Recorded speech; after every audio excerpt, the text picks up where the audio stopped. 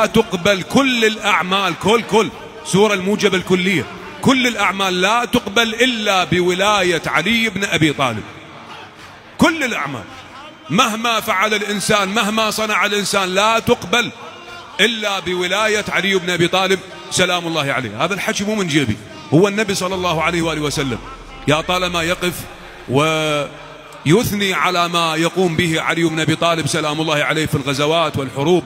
ولهذا نشوف النبي صلى الله عليه وآله وسلم يقول له يا علي لا يعرفك إلا الله وأنا، ولا يعرفني إلا الله وأنت، ولا يعرف الله إلا أنا وأنت.